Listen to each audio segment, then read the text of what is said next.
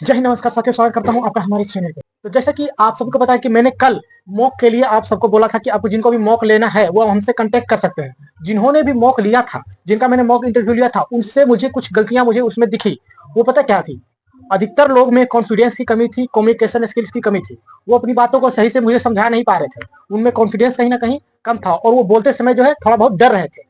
तो मुझे ये चीजें उनमें दिखी थी। और जैसे कि नॉर्मल सा क्वेश्चन में वो भी फंस जा रहे थे। जैसे मैंने पूछ दिया कि अदालत का क्या मतलब होता है, तो वो अदालत का मतलब ही नहीं बता रहे थे। मैंने पूछ दिया स्वच्छता से आप क्या समझते हैं, वो भी नहीं बता पा रहे थे। मैंने पूछ दिया रेगुलर मजदूर का हिंदी क्या होता है, तो कुछ कुछ और बता रहे थे। जबकि रेगुलर मजदूर में तो मजदूर पहले से हिंदी है, रेगुलर का आपको हिंदी बताना था। तो इस क्वेश्चन, जैसे ये क्वेश्चन अब मैंने पूछ दिया एक कैंडिडेट से कि अदालत और न्यायालय में क्या अंतर है, तो वो इसमें भी वो फंस गए। तो मतलब नॉर्मल सा क्वेश्चन में आप जो है फंसते जा रहे हैं। तैयार है, आपको लगता है कि आप इंटरव्यू में 100% रेडी हैं, तो आप इस नंबर पे कांटेक्ट कर करके आप इंटरव्यू दे सकते हैं। इस नंबर पे कॉन्टेक्ट कीजिए, आप अपना इंटरव्यू दीजिए। आपको लगता है कि नहीं, मेरा इंटरव्यू तैयारी पूरा अच्छे तरीका से है, इस नंबर पे आप मौका देकर देखिए आप कितना पानी में है, आपको पता चल जाएगा। और भाई लोग, जैसे कि मैंने प्राइस रखा था कि 100 रुपये आप फीस दे सकते हैं पर मॉक के लिए, तो उन्होंने कहा कि नहीं ये बहुत ज्यादा बात, जो बहुत ज्यादा है। अधिकतर कैंडिडेट्स जो है इतना नहीं पे कर पा रहे थे। तो मैंने सोचा चल हटा इसे, 50 रुपये ही पर मॉक आप जो है दे करके मुझे, आप मेरी मदद कर करके आप इंटरव्यू दे सकते हैं। मॉक इंटरव्यू आप मुझे दे सकते हैं, आप कितना पानी में है पता चल जाएगा आपको। किन्हीं को भी, कोई भी, जितना भी कैंडिडेट्स ने मुझे इंटरव्यू दिया, मुझे किन्हीं को भी 15+ नंबर देने का मन नहीं किया। एक कैंडिडेट्स को मैंने 16 दिया, एक को 12 और एक को 14।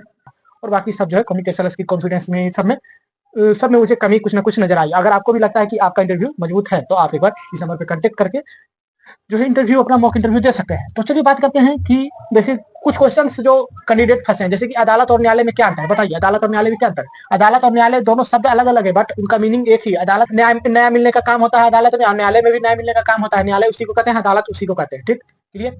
रेगुलर मजदूर का हिंदी क्या होता है, ये भी पूछा तो फंस गए। स्वच्छता से आप क्या समझते हैं, ये भी पूछा तो फंस गए। स्वच्छता से आप क्या समझते हैं, अपने शरीर, घर, आसपास के वातावरण, समाज को साफ रखना, स्वच्छ रखना ही स्वच्छता का मतलब होता है। बात क्लियर, इतना सा आपको बताना था। अब तक क्या कर रहे थे, जब मैंने ये पूछा कि अब तक आप क्या कर रहे थे, तो अधिकतर कैंडिडेट्स ने बताया कि मैंने 2022 में 2019 में 12th किया है। तो मैंने पूछा अब तक आप क्या कर रहे थे, तो उन्होंने बताया कि अब तक मैं, मेरी घर की स्थिति ठीक ना होने के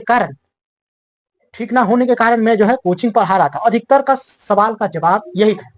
तो मैंने पूछा ठीक है, तो आपने लाइफ स्किल में क्या डाला, तो उन्होंने कहा कि मैं साइकिलिंग डाला हूँ, सेल्फ अवेयरनेस डाला हूँ, कुछ और कुकिंग डाला हूँ। तो ठीक है, आपने जब आपको जो है आप ट्यूशन पढ़ा रही थी, तो आप लाइफ स्किल में टीचिंग क्यों नहीं डाला, आपने कुकिंग चाहे सेल्फ अवेयरनेस चाहे अदर चीज आपने क्यों ही डाला।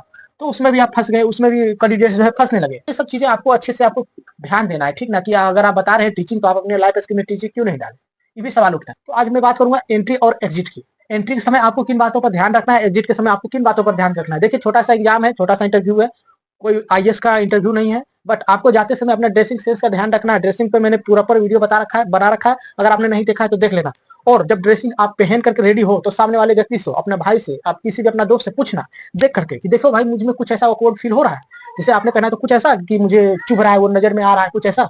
आपने जो शर्ट पैंट पहना है तो उसमें कुछ ऐसा कि चुभ रहा हो, नजर में आ रहा हो, अच्छा ना लग रहा हो, कुछ ऐसा, वो चीज आपको चेक करवा लेना है अपने दोस्त के थ्रू, अपने भाई के थ्रू, जो भी है, ठीक ना। उसके बाद रूम के अंदर इंटरव्यू ले, हॉल में बैठाकर इंटरव्यू ले, ऐसा हो सकता है। तो अगर रूम के अंदर ले रहे हैं, तब आपको क्या करना है, हल्का सा गेट ठकठकाना है, ठीक ना। ये नहीं कि बिल्ली का ऐसे जाके देखना, सर मैं आई कमीन, ऐसे नहीं, ठकठकाना है। उसके बाद बोलना है कमीन सर। उसके बाद जब तक वो बोले नहीं कमीन, जब तक अंदर नहीं जाना। उसके बाद फिर अंदर जा करके उसके बाद आपको जो है मैं आई सिट, इस तरह से आपको बोलना है, मैं आई सिट सर या मैडम, यानी पूछना कि क्या मैं बैठ सकता हूँ, तब वो बोलेंगे सिट, तब आपको बैठना है आराम से, सीधे तरीके से और कॉन्फिडेंस के साथ।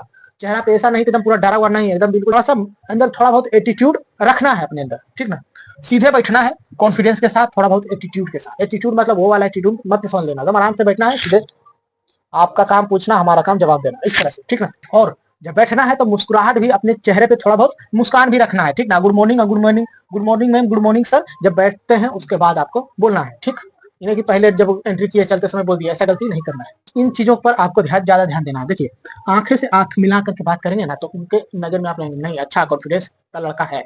और जो भी बोले धीरे बोले, साफ बोले, धीरे भी नहीं कि उनको सुनाई ना दे। अगर वो धीरे बोल रहे हैं तो आपको बोलना है सॉरी सर मैं सुन नहीं पा रहा हूँ। अगर वो धीरे बोल रहे हैं, उनकी बातों को आप समझ नहीं पाए, तो आपको बोलना है सॉरी सर मैं समझ नहीं पाई आपकी बात को, सॉरी सर मैं जो है कम सुन पा रहा हूँ आपकी बात को। इस तरह से आपको बताना है, ठीक ना।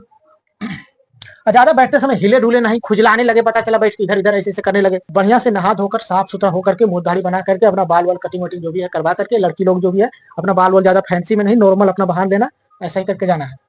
जवाब ना आए तो अब आपको क्या करना है, कुछ ऐसी चीजें होती है जवाब ना आए तो क्या करना है, तो बोलना सॉरी सर इसकी पूरी जानकारी मुझे नहीं है, इस नहीं आता है, नहीं इसकी पूरी जानकारी नहीं है, इस तरह से आपको जवाब देना। ठीक, हल्की मुस्कान के साथ ही बैठना है, ये तो मैंने आपको बता दिया। हल्की मुस्कान ये नहीं कि टॉपिक के अनुसार आप किस बात पे चर्चा चल रही है कि आप टकला क्यों हो गए, तो चलो दादी टपक गई थी, तो दादी टपक गई थी तो क्या आपको मुस्कान के साथ बात करना है, चेहरे पे मुस्कान के साथ नहीं, जहां पे मुस्कान की जरूरत हो वहां पर ही मुस्कान के साथ बात करना है। जैसा कुछ ऐसी चीजें बता रहे हो जिसमें थोड़ी बहुत मुस्कुराहट होनी चाहिए।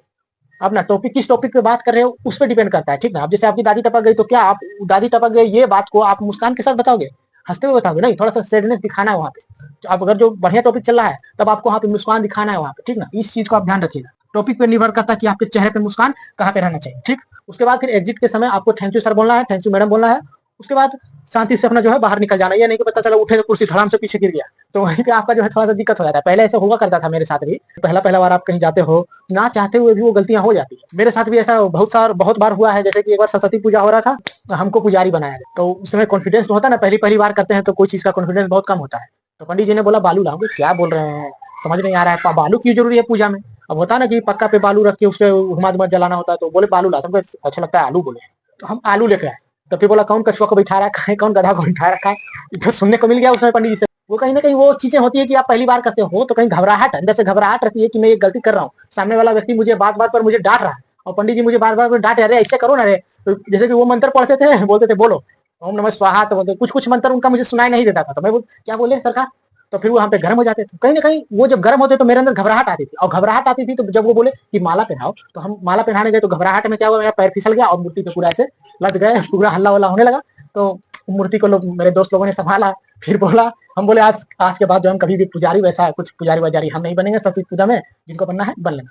तो ये घटना कब हुई मेरे साथ, ये घटना कैसे हुआ, जब आप घबराते हैं ना तब आपके साथ ऐसा घटना होता है। अगर आप घबराएंगे नहीं तो आपके साथ ऐसा घटना नहीं होगा, घबराएंगे तो होगा ही उल्टा पुल्टा काम। ठीक ना, बैठने बोले तो पता चला कुर्सी पे धड़ाम से गिर गए, कुछ रखने को बोले तो गिर गए। इसलिए आपको घबराना नहीं है, अपने शांति से दिमाग को शांत रख के ही जवाब देना है जो भी करना है। आई होप आपको बातें क्लियर हुई होगी। अगर आपको लगता है कि आपका इंटरव्यू 100% रेडी है तो आप कितना पानी में आप इस नंबर पे कांटेक्ट करके बात कर सकते हैं। धन्यवाद। अगर वीडियो अच्छा लगे तो लाइक एंड सब्सक्राइब करें, और चैनल को सब्सक्राइब करें जल्दी जल्दी। और मुझे पता चल जाता है कि आप लोग जो सब्सक्राइब नहीं करते हैं, वीडियो देख लेते हैं सब्सक्राइब नहीं करते हैं। तो आई होप आपकी ये बातें क्लियर हुई होगी। तब तक के लिए धन्यवाद, मिलते हैं नेक्स्ट वीडियो में। जय हिंद, जय भारत।